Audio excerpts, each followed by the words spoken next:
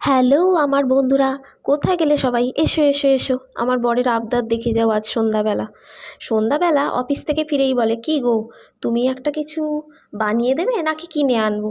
আমি বললাম যে না না না, সবসময় তো কিনেই খাওয়া হয়, চলো তাহলে বরঞ্চ ঘরে একটু চাউমিন রয়েছে, চাউমিনটাই বানাই। আর ঘরোয়া প্রকারে যদি আমি বানাই তাহলে ছেলেটাও খেতে পারবে, যেহেতু আমার ছেলে ছোট।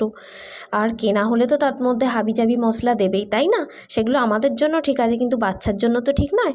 তো চলো, আজকে বরং তুমি কটা ডিম নিয়ে চলে এসো, আর আমি চাউমিনটাকেই ভালো করে বানাই, সেটাই খাওয়া হবে আজকে। তো দেখো, আমি চাউমিন বানাতে লেগে পড়েছি। এই দেখো, ফটাফট ডিম ভেঙে নিয়ে দুটো তিনটে ডিম দিয়ে ভালো করে একদম। কিন্তু এই যে আলু, চাউমিনের আলুটা আমাকে বাড়িতে বানালে দিতেই হবে, কারণ চাউমিনের আলু আমার খুব ভালো লাগে। আগে যখন আমি স্কুলে যেতাম তখন আমার মা বানিয়ে দিত, চাউমিনে কিন্তু আলু দিত, আর সেই আলুটা আমি বেছে বেছে খেতাম। আমার ওই চাউমিনের আলু খেতে খুব ভালো লাগে, দোকানে তো সেটা পাওয়া যাবে না, তাই না?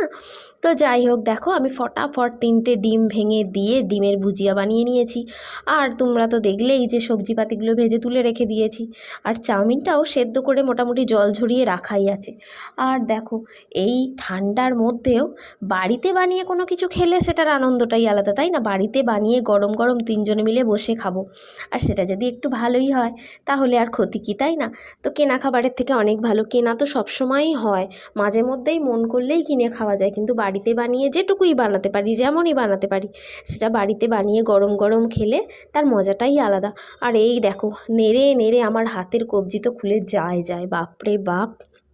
কিন্তু তাও আমাকে নাড়তে হবে, না হলে তো তলায় লেগে যাচ্ছে। তো চলো, চাউমিন মোটামুটি আমার রেডি। আর এবারে প্লেটে প্লেটে তিনজনের একদম চাউমিনটা বেড়ে নিই। আর খুব কোনো কিচ্ছু মশলা দিইনি, শুধু একটু পেঁয়াজ আর অল্প একটু কাঁচা লঙ্কা কুচি দিয়েই, আর ডিম, তারপরে যা যা সবজি দিয়ে তোমরা তো সব দেখেইছো, তো সেই দিয়েই আমি কিন্তু চাউমিনটা বানিয়ে ফেলেছি। তো এবার তো আর চাউমিনটা বানিয়ে রেখে দেওয়া যাবে না, গরম গরমই আমাদের খেয়ে নিতে হবে। আর আমি তো আর থাকতেই পারছি না, আমরা তিনজনেই থাকতে পারছি না। আমার ছেলেও কিন্তু এখানে ঘুরছে আর বলছে কখন হবে কখন হবে।